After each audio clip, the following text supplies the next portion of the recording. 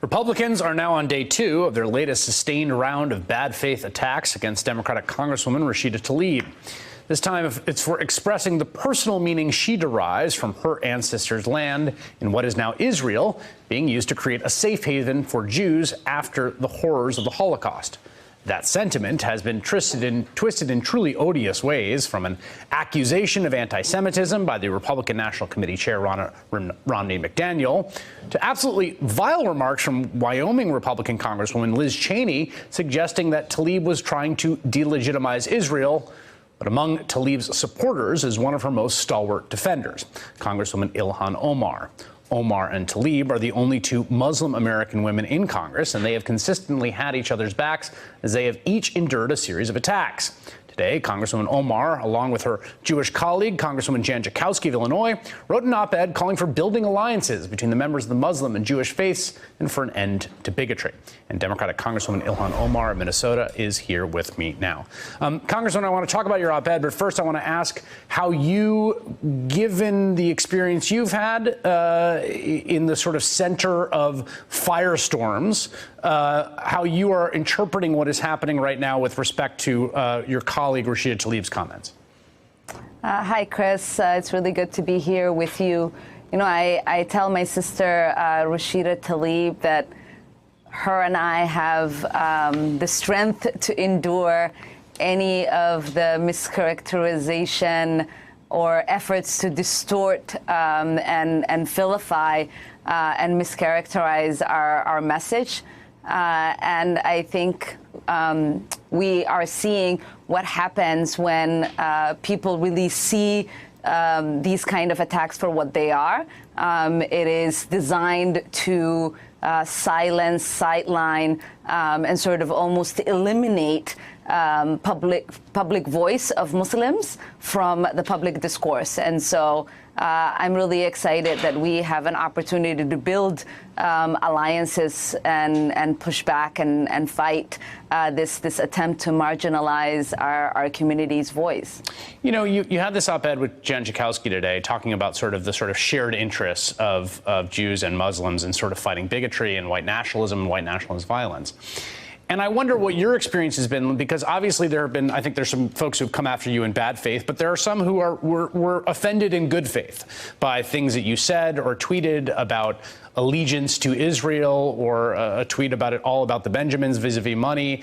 And there are folks who consider themselves progressives or liberals or Jews who are offended and are skeptical, maybe about where you're coming from. What have you learned, and what do you say to them as you seek to try to build this alliance?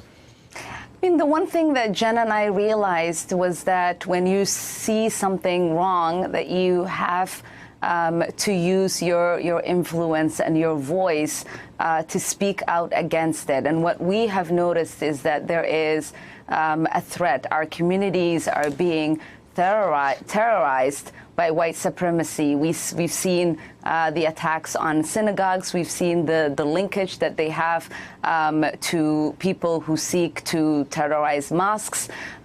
We notice that there is people on the right wing who are fueling that hate. Their message is being used to fuel this sort of violence against both of our communities because of our faith. And it is time for us to make sure that we don't allow for them to use any misunderstanding there might be to divide us, that we collectively work together against the collective hate that is coming from the right wing and white supremacy. When the president tweeted out a video a few weeks ago, it was a video of you, comments you made before CAIR, wrenched, again, I think similar to this, sort of wildly out of context and juxtaposed with some of the most horrific images in recent American memory, which is the destruction of the Twin Towers. What was the effect of that on you personally, on your life? Did that materially create danger for you? And I was just speaking about the erosion of our civil liberties as Muslims in this country and our inability really to exist as individuals. And you can see really what happens when someone like the president tweets something like that. It's not only an attack on myself, but it becomes an attack on all Muslims, and it becomes an attack on women of color. It becomes an attack on immigrants and refugees, because that message was really being used to sort of vilify everyone who shared an identity with me, to other them, to say that you don't belong. Mm-hmm. And I think this is what we speak about in our op-ed. This is what I have really used my platform to speak about. It is really important for us to recognize that we are we must be united in our diversity, that we can't allow people to pin us against one another. We have to recognize that this country is one that is built for all of us, that as much of a citizen as I am, is what Jan is what Rashida is, and is what most of our colleagues and our community members are. And if we allow for people to tell us who is in and who's out, then we all get to lose. So that's really the important message. Final question for you. I mean, you're a freshman member of Congress. You represent a district in Minnesota. You have been the target of a lot of attacks. You're sort of, I think, elevated by certain folks in your political opposition who view you as a useful rhetorical cudgel. What do you, Congressman Omar, what do you want to be known for? If you get to write your own story about what people know you for, what do you want to be known for?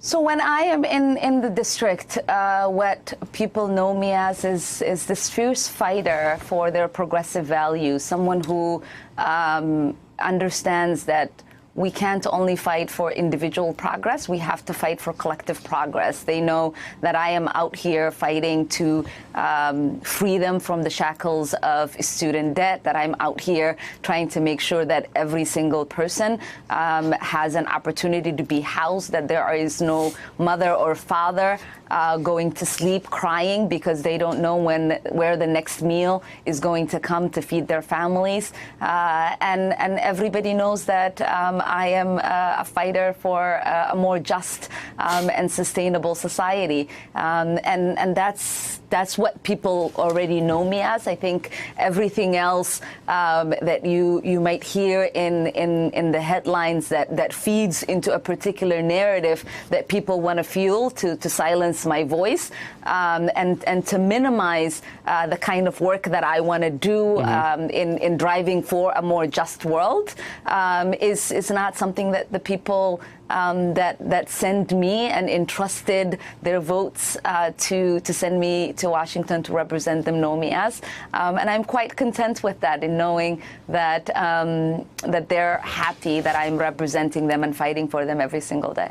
All right, Congresswoman Ilhan Omar, thank you so much for making time.